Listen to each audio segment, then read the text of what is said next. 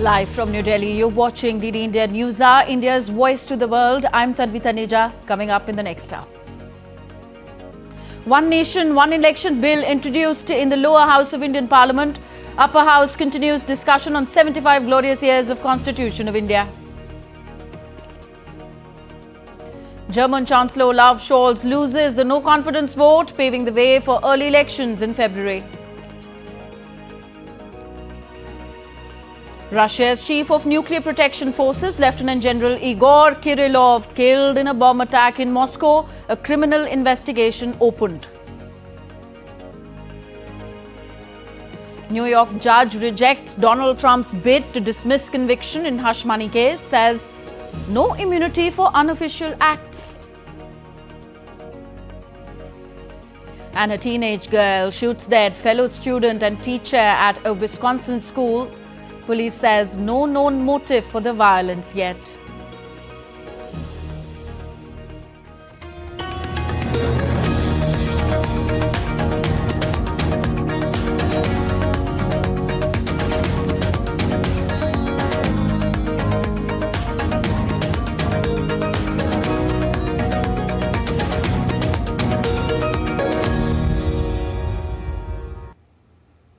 The much-anticipated legislative bills aiming for One Nation, One Election or ONOEA, the Constitution 129th Amendment Bill 2024 and the Union Territories Laws Amendment Bill 2024 has been introduced in the lower house of India's Parliament, the Lok Sabha.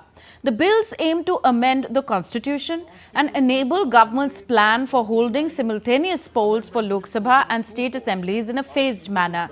India's Law Minister Arjun Ram Meghwal tabled these bills. Discussion on this bill is underway. I beg to move for leave to introduce the Constitution 129th Amendment Bill 2024, further to amend the Constitution of India. ये item number 18 में है और item number 19 में जैसे आपने कहा, Honorable Speaker Sir, with your permission, I wish to move for leave to introduce the Union Territories Laws Amendment Bill 2024, further to amend the Government of Union Territories Act 1963, the Government of National Capital Territory of Delhi Act 1991, and the Jammu and Kashmir Reorganization Act 2019.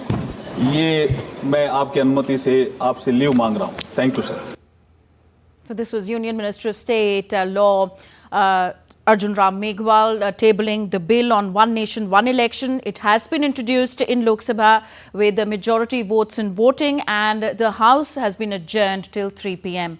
Meanwhile, Manish Tiwari of the Congress, while initiating the discussion on the One Nation, One Election bills, urged the government to withdraw them, saying that introduction, consideration of such bills is beyond the legislative competence of the House.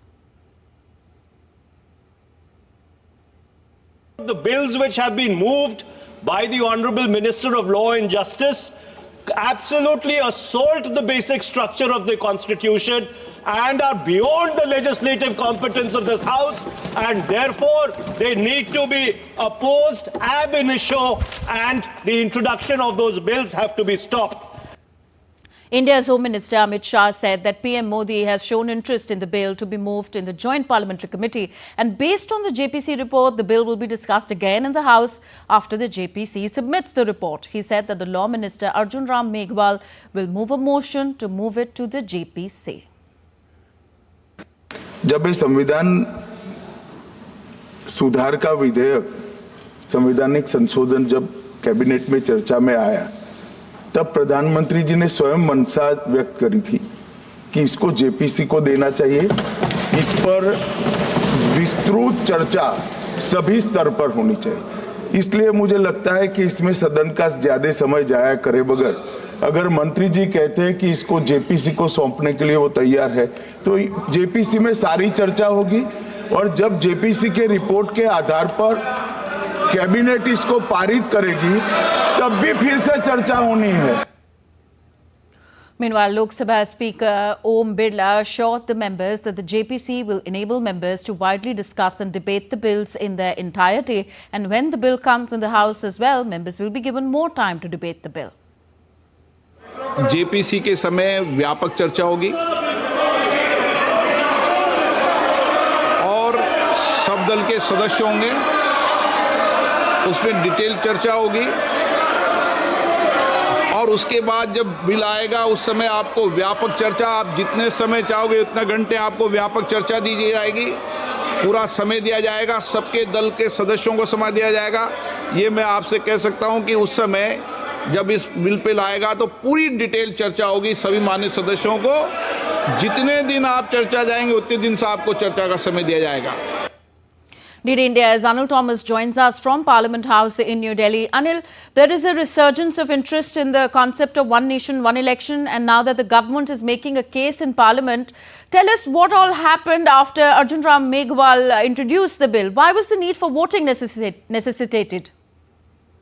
Well, good afternoon, Tanvi. Well, very much on expected lines. The bill, as soon as it was, when the bill was brought about in Parliament, the opposition was all gung-ho and protested heavily, right from Magnus Carlson from the Congress, from Gogoi, the deputy leader of the House, all protesting, raising their voice, and they managing to get equal number of voices from the opposition parties who opposed this particular introduction of the bill. The Home Minister then stood up and said that the Prime Minister, when this bill was, when this matter was discussed in the meeting, had indicated that the Prime Minister is open to the idea of this bill going to the JPC, and he requested the Union Law Minister to move the bill to the JPC.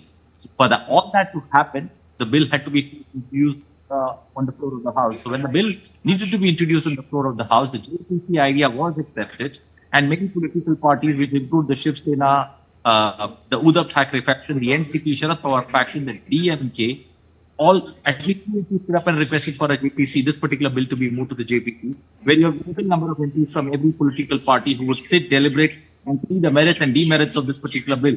So once that was clear, the idea was the bill needed to be introduced on the floor of the House, and for the bill to be introduced on the floor of the House, since yes and no's were almost equal in number, first, the electronic voting, this is for the first time that the electronic voting took place, or the e-voting took place in the new Parliament building, and the Speaker made a mention about it. Once that was conducted, there was confusion with regard to few members who didn't understand the technicalities of going about with the procedures on, that particular e-voting that took place.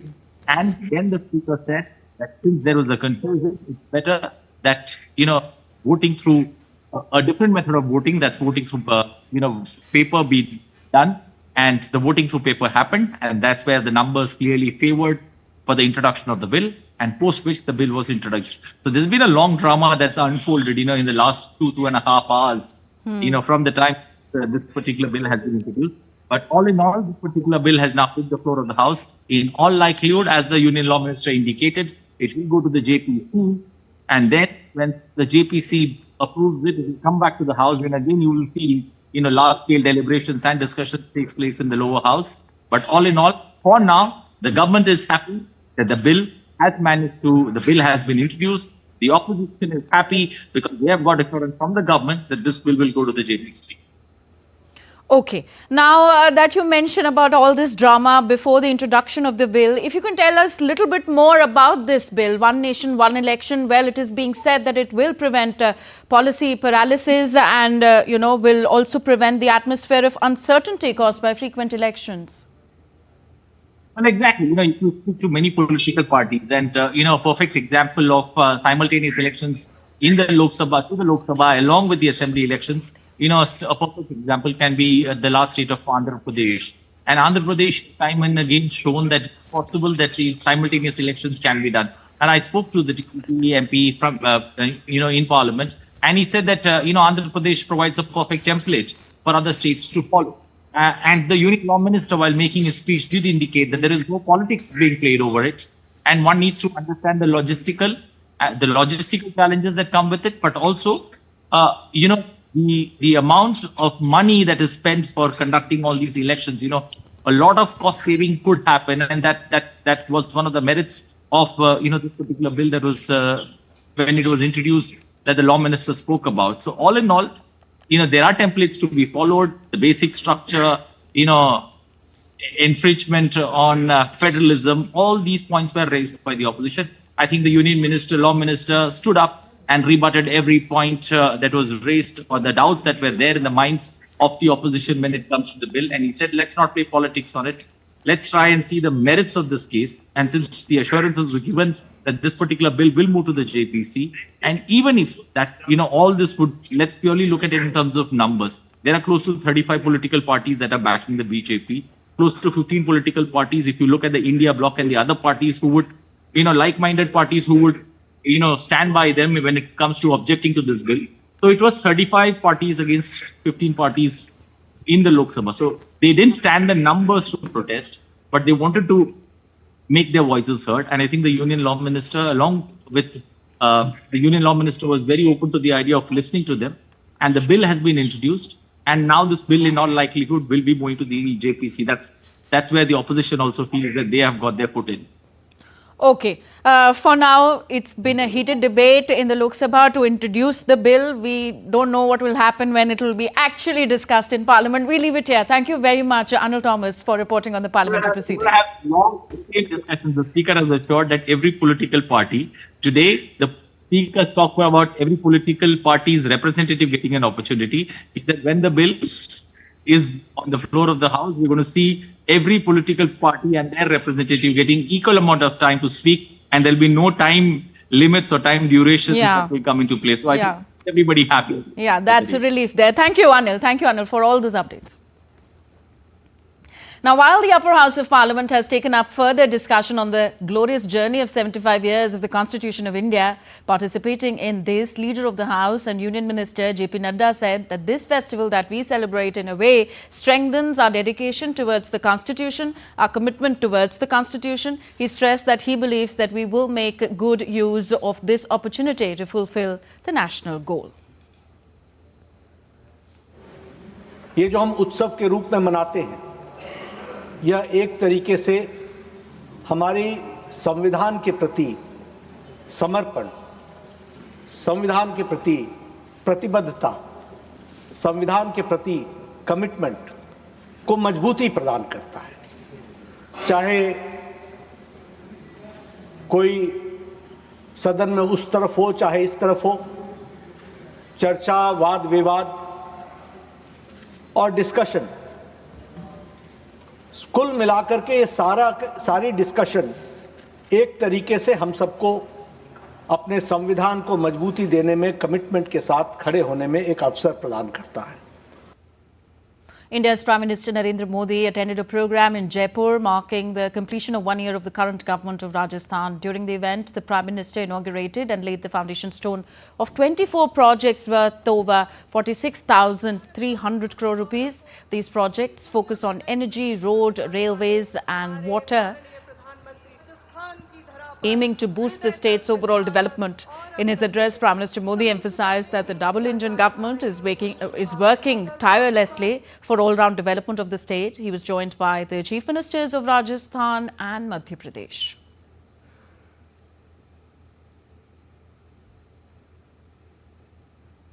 ये project Rajasthan में पानी की चुनौती का स्थायी समाधान करेंगे।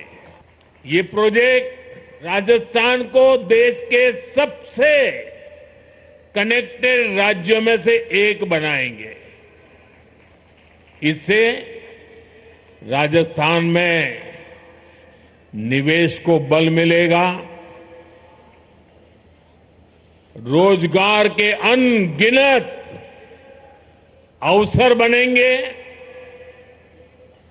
राजस्थान के टूरिज्म को, यहां के किसानों को, मेरे नौजवान साथियों को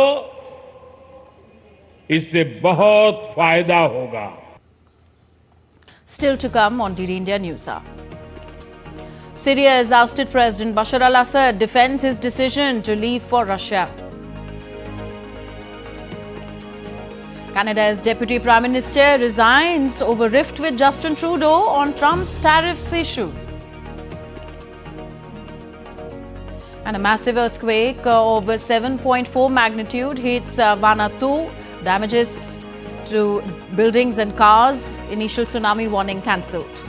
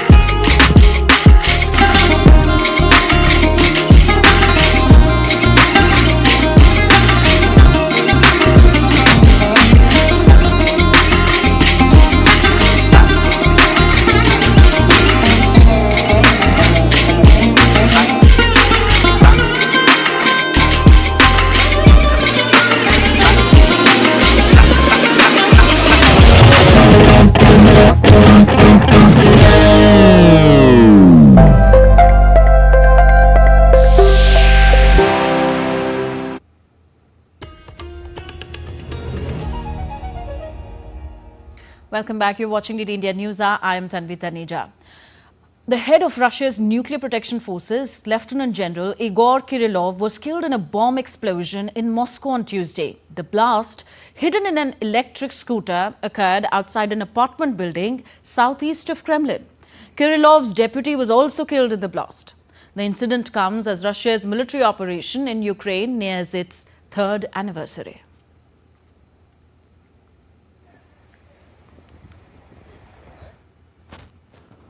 On to the US now. The country was rocked by school shootings once again on Monday. A shooting at a Christian school in Wisconsin has left at least 3 people dead. The shooting took place at Abundant Life Christian School. A girl was identified by the police as the prime suspect, who also died from self-inflicted wounds. A report. The horrors of a school shooting again reared its ugly head in the United States. The rattle of gunfire emanating from a school is now certainly the most dreaded nightmare of parents in the US. 3 people died and 7 others wounded at the Abundant Life Christian School in Wisconsin. A 15-year-old female student was identified by police as the assailant who opened fire, killing a fellow student and teacher, and the suspected shooter was found dead. 2 remain in critical condition in the hospital. The assailant was a student at the school, and police cited evidence to suggest that she shot herself. They arrived to find multiple people suffering from gunshot wounds. 3 people, including the shooter, are dead. The shooter has now been identified as 15-year-old Natalie Rupnow, who went by the name Samantha. US President Joe Biden condemned the shooting as shocking and unconscionable and said the tragedy underscored yet again the need for tighter gun laws. He said in a statement that it is unacceptable that the US is unable to protect children from this scourge of gun violence. Monday's violence is the latest in a long line of school shootings in the United States, where guns outnumber people and attempts to restrict access to firearms face perennial political deadlock. Female US school shooters are exceedingly rare, but women and schoolgirls have been identified as assailants over the years. In the last 50 years, at least 4 planned school shootings have involved female attackers. The shooting happened in the final week of classes before students head to Christmas holidays. Bureau Report, DD India. A New York judge ruled on Monday against a bid by US President-elect Donald Trump to have his conviction for covering up hush money payments to an adult star thrown out on immunity grounds. Trump's lawyers argued that having the case hang over him during his presidency would impede his ability to govern. He was initially scheduled to be sentenced on November 26th, but Justice Juan Merchan pushed that back indefinitely after Trump defeated Democratic Vice President Kamala Harris in the November 5th election. The case stemmed from a $130,000 payment that Trump's former lawyer, Michael Cohen, made to adult film star Stormy Daniels. Trump pleaded not guilty and called the case an attempt by Bragg, a Democrat, to harm his 2024 campaign. On to neighbouring Canada now, Canadian Prime Minister Justin Trudeau has appointed Dominic LeBlanc as the new finance minister after Chrystia Freeland quit in a surprise move over US President-elect Donald Trump's tariff threats. Trudeau was present at the swearing-in, which was his first appearance in front of media since Freeland's announcement. LeBlanc currently serves as Public Safety Minister and has been overseeing Canada's border security response after Trump threatened 25% tariffs on Canada and Mexico if those countries fail to curb the movement of migrants and drugs across borders. Chrystia Freeland resigned from her post, citing disagreements with Justin Trudeau on how to respond to Trump's threat of tariffs. She announced that her resignation in a letter to Trudeau on Monday, in which she said that the two have been at odds about the best path forward for Canada. Her resignation came hours before she was due to provide an annual fiscal government update in Parliament.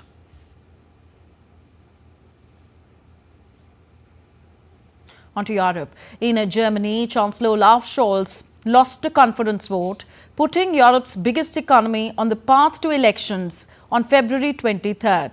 It marked the effective end of his troubled government.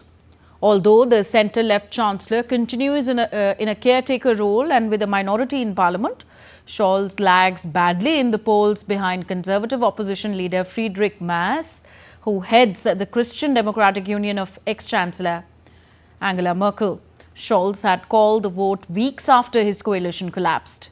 Later on Monday, he asked President Frank-Walter Steinmeier to dissolve the legislature soon and ask voters to head back to the ballot boxes.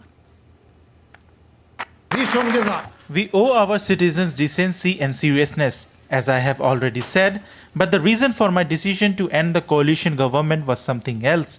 It was caused by an even more important question, namely the question of whether and how we invest in our country.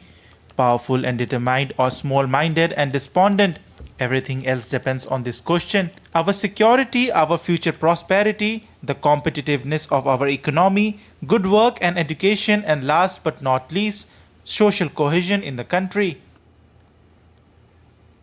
German Chancellor Olaf Scholz did not survive the vote of confidence on Tuesday. That triggers federal elections on February 23rd. And joining us with more about that is DW correspondent Chiponda Chimbelu in Berlin. Hi, Chiponda. So what's next for Germany? Well, Chancellor Olaf Scholz got the result that he and pretty much everyone here in Germany expected. And now the federal president, Frank-Walter Steinmeier, has 21 days to make the decision on dissolving the parliament, so the German Bundestag. But we already know that he agreed to February 23rd as the date for the federal elections before the confidence vote was held. So it's pretty much procedural. Elections have to take place within the next 60 days. And February 23rd was agreed on by Chancellor Scholz and Friedrich Merz, the leader of the main opposition party, the Christian Democrats, mainly for logistical reasons. It will help the different parties in Germany to get their election programs together and, of course, also their campaigns. So Germany is expected to get into full swing election mode after the holidays in early January. Chiponda, also tell us which topics will dominate the election campaign now. Well, the economy is top on the list for most voters. Nearly half of Germans are concerned about their country's ailing economy, according to the latest Deutschland trend, which is, of course, a leading poll here. And many of them are also worried about their job security.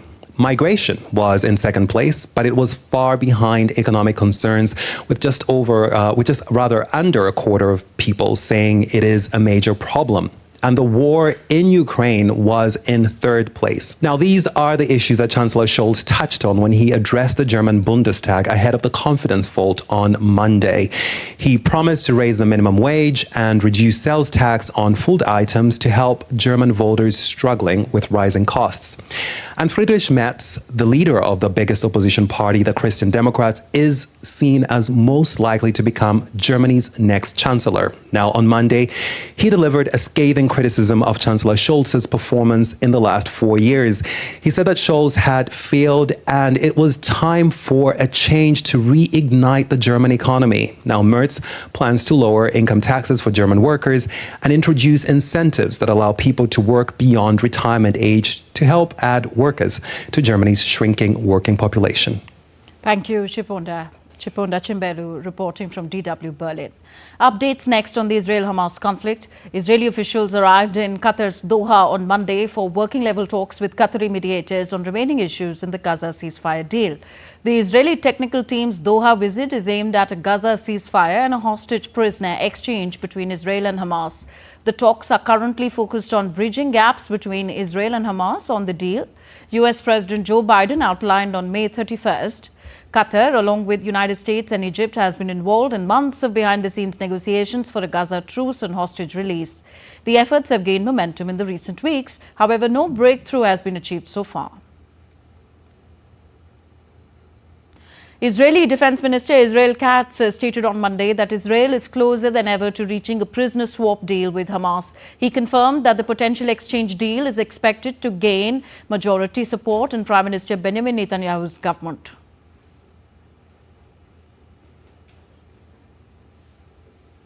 It has been a week since Syria saw a seismic shift in power, with President Bashar al-Assad ousted by rebel forces. A diplomatic maneuvering has intensified and the country seeks stability now.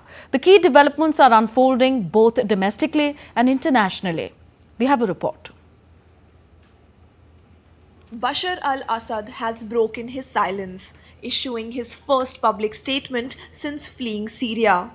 Assad claimed that he was evacuated to Russia only after Damascus fell to rebel forces. He denounced the new leadership led by Hayat Tahrir al-Sham and its allies as terrorists. On the other hand, Ahmad al-Shara, the leader of the new rebel coalition governing Syria, urged the US and other governments to lift terrorism designations on his group and remove sanctions. The European Union's foreign policy chief, Kaja Kallas, announced the bloc's envoy would visit Damascus for talks with the new leadership. Kallas also stated that Russia and Iran, Assad's key allies, should not have a role in Syria's future. These are principles of territorial integrity, sovereignty, accountability, but also inclusiveness of government, taking into account especially the minorities and women's rights in this case. This process has to be Syria-led and Syria-owned and reflect the Syrian people in all of its diversity. This is very, very important. Extremism, Russia and Iran also should not have a place in Syria's future. Meanwhile, the British government confirmed it will send a delegation to meet with the rebels and civil society groups. Foreign Secretary David Lammy expressed support for an inclusive Syria-led political process and pledged $63 million in humanitarian aid to stabilize the country. I can confirm today that we have sent a delegation of senior UK officials to Damascus this week for meetings with the new interim Syrian authorities and members of civil society groups in Syria, and it underlies our commitment to Syria. Yesterday I announced a £15 million package of humanitarian aid, also further money to help secure chemical weapon stockpiles in Syria. US President-elect Donald Trump weighed in, saying Turkey now holds the key to Syria's future as rebels consolidate power. Well, I hadn't thought of it. I think we have to get on with our lives. We'll have to see what happens. But right now, Syria has a lot of, there's a lot of indefinites. Nobody knows what's going to happen with Syria. But I think Turkey is going to hold the key to Syria, actually. I don't think you've heard that from anybody else, but I've been pretty good at predicting. UN Special Envoy Geir Pedersen underscored the need for a credible and inclusive political transition, emphasizing global efforts to bring stability to Syria. The United Nations Security Council is all set to meet on Tuesday to assess Syria's political and humanitarian situation. With international diplomacy in full swing, the focus now shifts to rebuilding, stabilizing, and charting a new future for Syria. Bureau Report, DD India. You're with us on DD India News are still to come on the show. We discuss the Indian Constitution's 129th Amendment Bill 2024 proposed for One Nation, One Election with our expert. In his first overseas visit, Sri Lankan President Anura Kumara Dissanayake visits Bodh Gaya in Bihar. Also on the other side, our spotlight on the extraordinary radiance of the Surat diamond balls.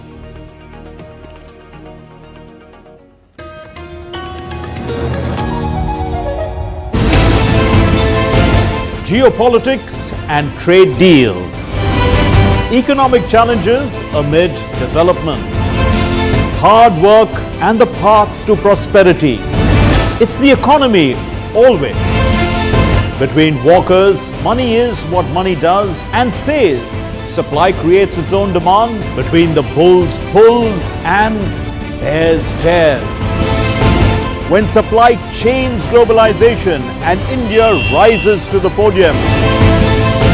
We'll get you centered with the economic brief at 8 p.m. every Thursday on DD India. You're watching DD India News Hour. I'm Tanvi Taneja. A quick look at the headlines we're tracking at this hour. One Nation, One Election Bill introduced in the lower house of Indian Parliament. Upper house continues discussion on 75 glorious years of Constitution of India. German Chancellor Olaf Scholz loses no confidence vote, paving the way for early elections in February. Russia's Chief of Nuclear Protection Forces, Lieutenant General Igor Kirillov, killed in a bomb attack in Moscow. A criminal investigation opened. And a New York judge rejects Donald Trump's bid to dismiss conviction in hush money case, says no immunity for unofficial acts. And next in DD India News Hour, Snehalata Srivastava, former Secretary General of the Lok Sabha, joins us to talk with us more on the One Nation, One Election proposal for India. Welcome, ma'am. Namaskar. The Union government is keen to hold simultaneous Lok Sabha and State Assembly elections, and the demand for its introduction has been steadily growing. Now, if you can explain to our viewers, what are the advantages of holding simultaneous polls in the country?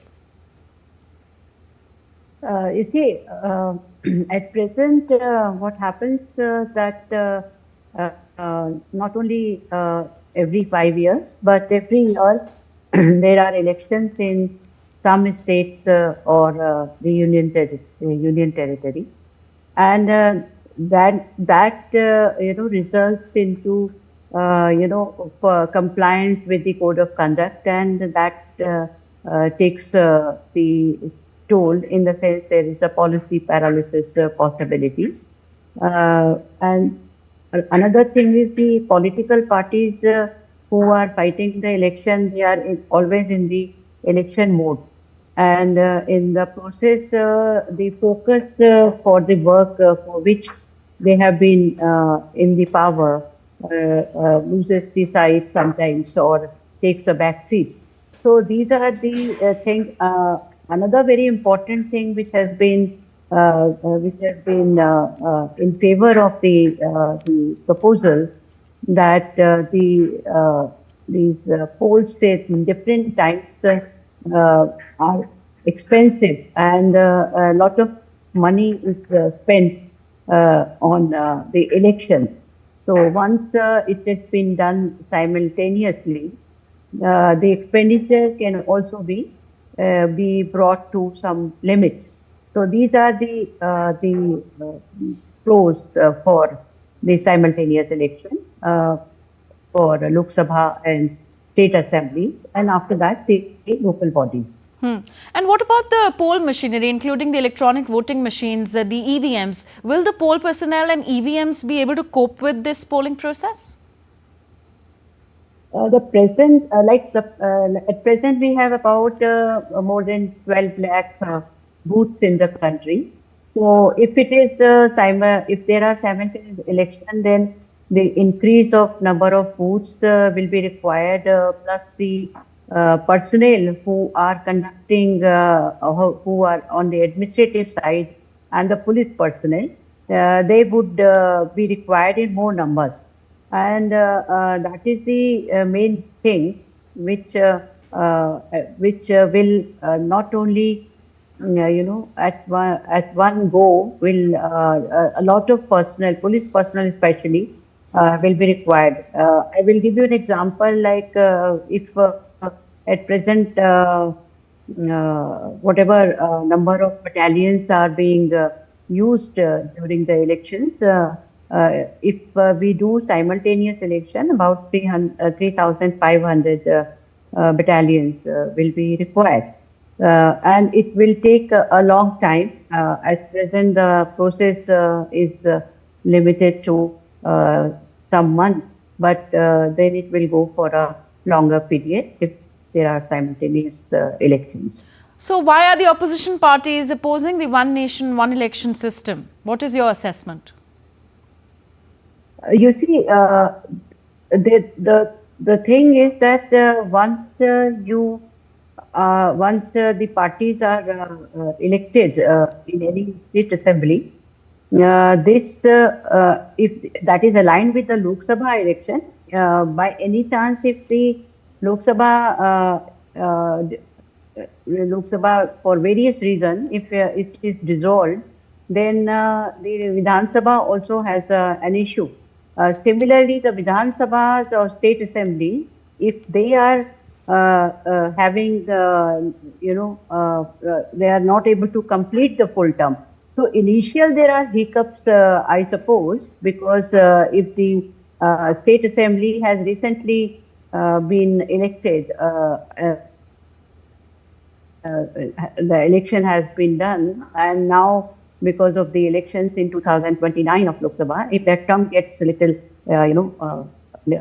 limits to the less than 5 years term, that may be their concern. And there are studies also where there is an advantage to the ruling party in the center. If there's a Lok Sabha election and the state assembly election together, the study reveals that most of the time it is the central government party in power will get the advantage. Of course, our voter is very mature, and we should not underestimate them, and they will be able to choose on the state issues and central issues.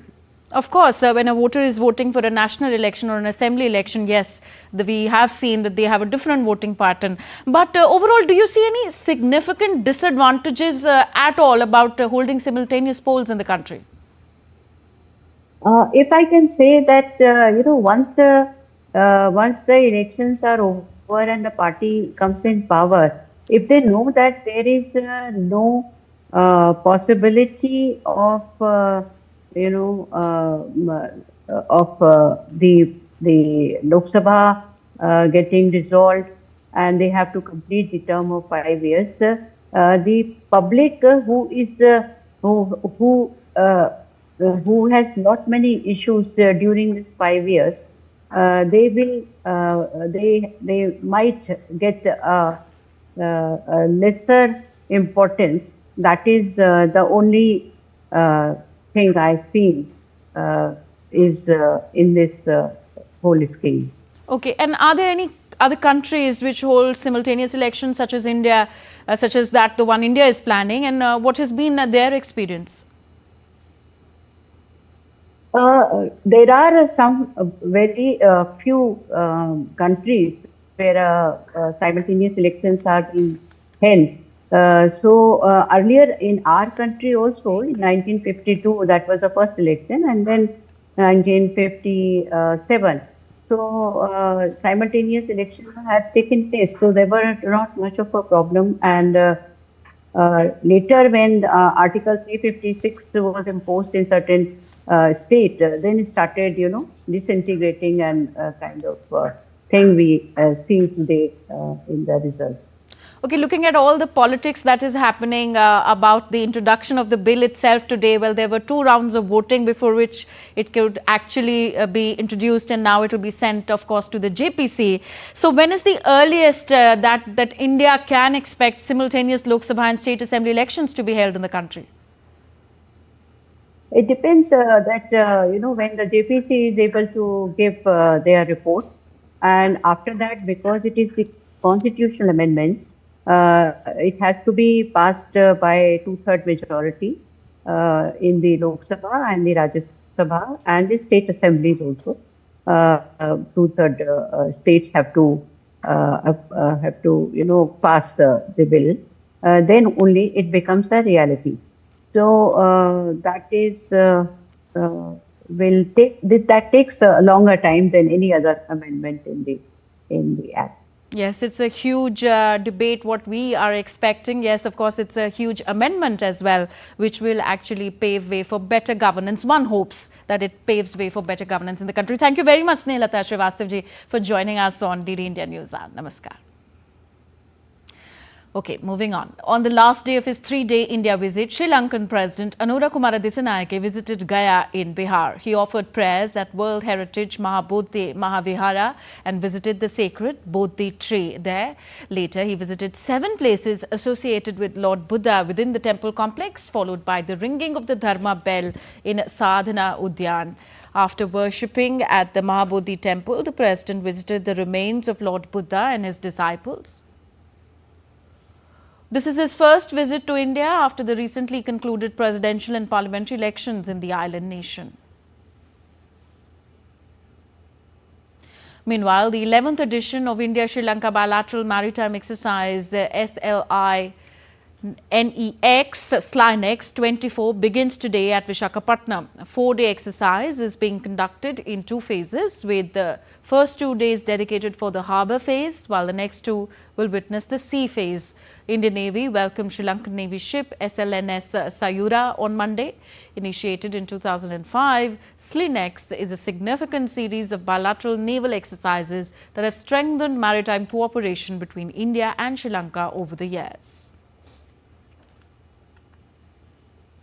Now, India and China will hold a special representatives dialogue on the question of boundary in Beijing on Wednesday. India's National Security Advisor and India's Special Representative on the India-China boundary question, Ajit Doval, will hold the 23rd meeting of the special representatives with his Chinese counterpart and Minister of Foreign Affairs of China, Wang Yi.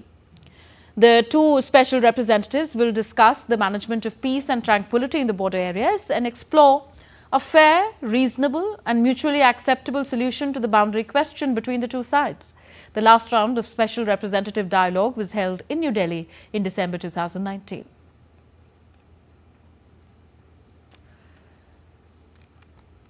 And next we take a look at what else is making news in India.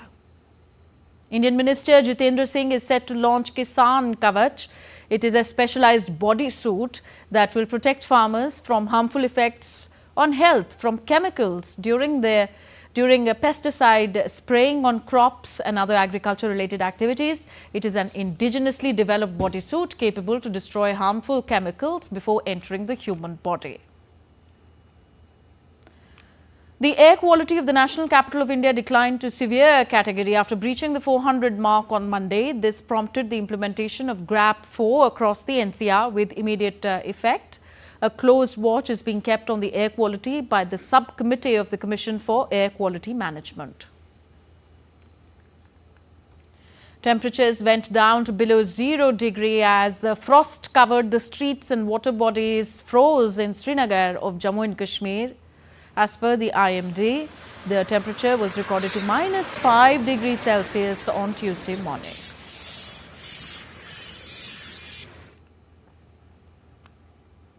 On this day last year, world's largest diamond trading hub, the Surat Diamond Bourse, was inaugurated in India's Surat.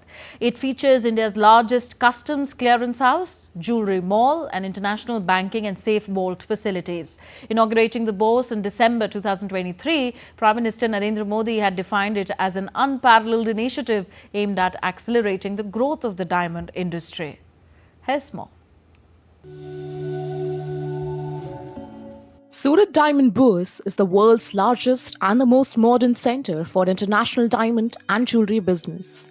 The bourse is spread across 35.54 acres, encompassing 4,500 offices for national and international traders.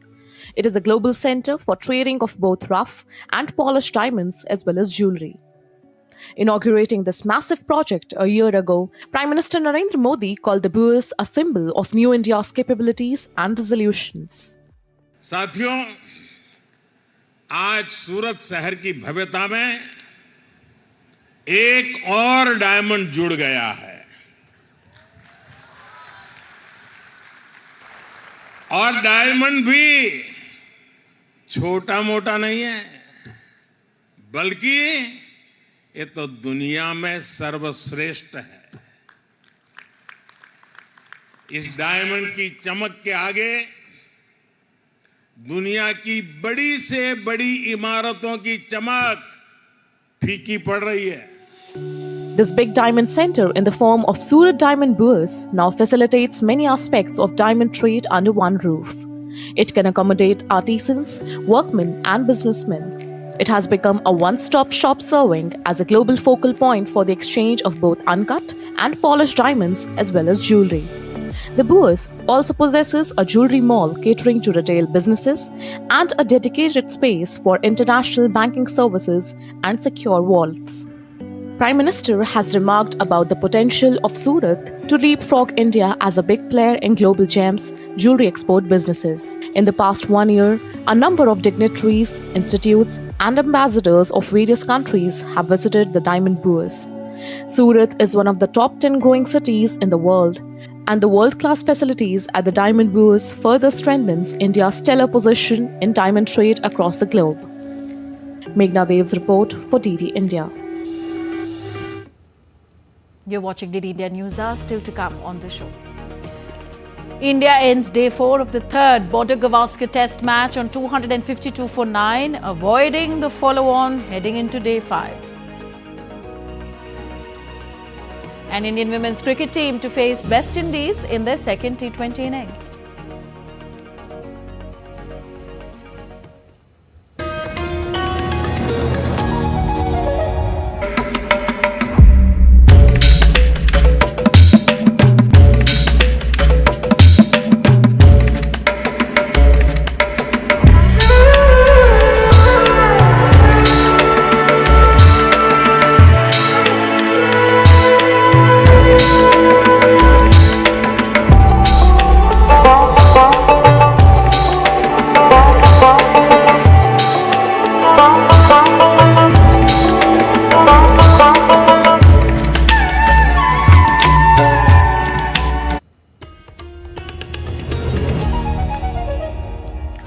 Welcome back. You're watching DD India News. I am Tanvi Taneja. The 5th International Energy Conference and Exhibition organized by the Confederation of Indian Industry, CII, was held in New Delhi on Tuesday.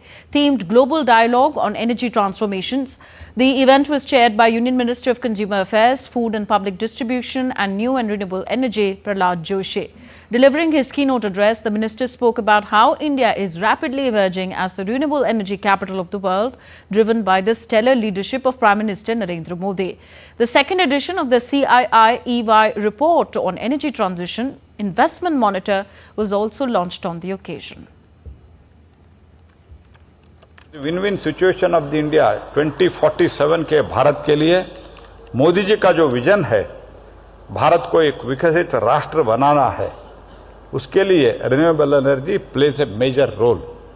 I can only assure you, PLI scheme में काम बहुत अच्छा हुआ है. Manufacturing of solar panels, modules, अभी हम इनकोट में भी आ रहा है. We are also in the process of setting up the 50 solar parks with the cumulative capacity of 38 gigawatt by 25-26. Now on to business news. As dollar held its ground, Asian stocks went unsteady in the wake of central bank meetings scheduled this week, with the US Federal Reserve expected for a rate cut. The biggest cryptocurrency, Bitcoin, hovered over the record high of $107,821 on Monday. On the other hand, Australian shares rose 0.8%, with Japan's Nikkei down 0.2% and tech-heavy Taiwan stocks 0.3% higher. Even though MSCI's broadest index of Asia-Pacific shares outside Japan was down 0.3%, it is still set for a 10% gain for the year. The dollar index was steady at 106.88 and on course for a 5% gain for the year. The Japanese yen fetched 154.11 per dollar and remained on the defensive, as chances of a hike from the Bank of Japan this week remain slim. And time now for some sporting action. First, we get you updates from the field of cricket. India ended day 4 of the third Border-Gavaskar Test match on 252 for 9, avoiding follow-on heading into day 5. Ravindra Jadeja stood strong, but India lost the wicket of Nitish Kumar Reddy for 16, who was dismissed by Pat Cummins. Ravindra Jadeja led the charge in the second and third session before getting dismissed for 77. Nathan Lyon had taken his first wicket of the match as he removed the top-scoring KL Rahul for 84. India captain Rohit Sharma, meanwhile, couldn't extend his stay in the middle as he departed after adding just 10 runs to the team's total. Meanwhile, in women's cricket, India will face West Indies in their second T20 innings of the three-match series in Mumbai on Tuesday. India has a 1-0 lead in the series after defeating West Indies by 49 runs in their opening T20 match on Sunday. India's Smriti Mandhana went on to forge a pivotal second-wicket partnership of 81 of 44 balls with Jemima Rodriguez, which eventually paved the way for India's win in the first T20.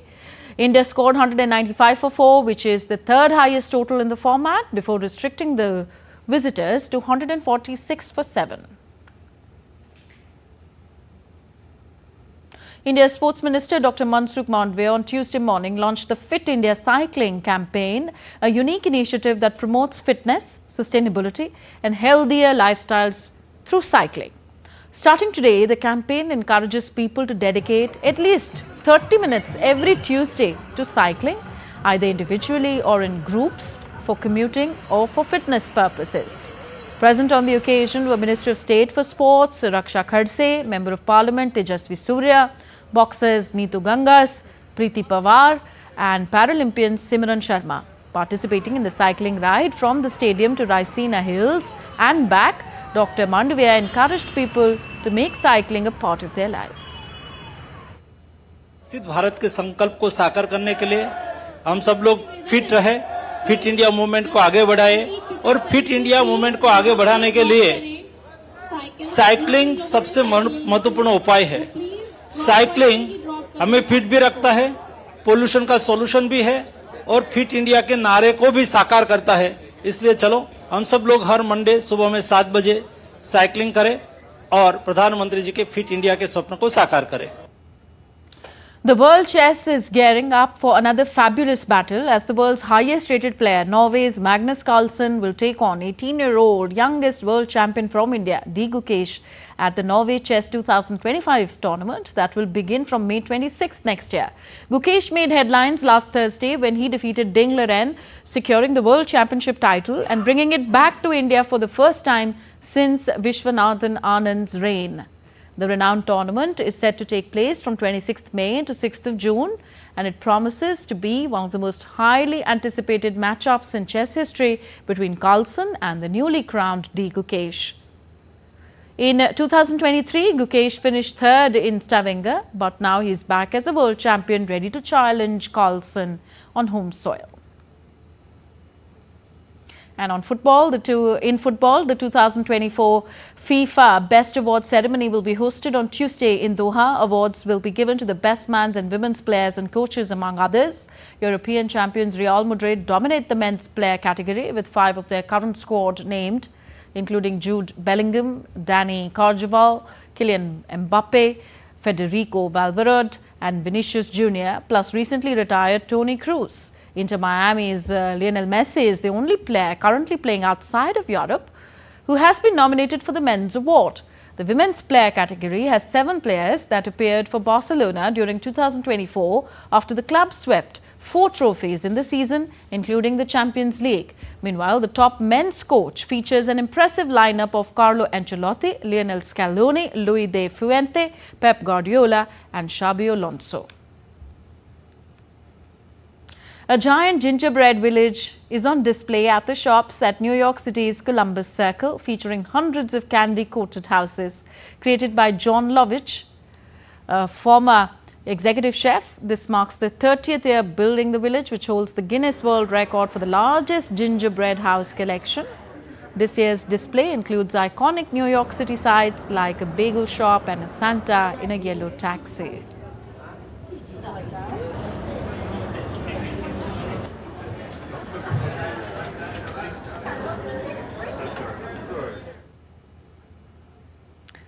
So that's it in this broadcast. But before we go, India's public broadcaster Prasar Bharati has recently launched Waves, entering the field of OTT platform. Waves provides a complete infotainment ecosystem to digital media and OTT audiences. If you want great content for free, you can download Waves today. So that's it for this edition of DD India Newshour. Do let us know your thoughts on the news of the day. You can also download our DD India mobile app for quick news and updates from India and the world on the go. The app is available on both Android and iOS platforms. We'll be back with more news as it breaks here on DD India. I'm Tanvi Taneja from all of us here in New Delhi. Thank you for watching. Namaskar.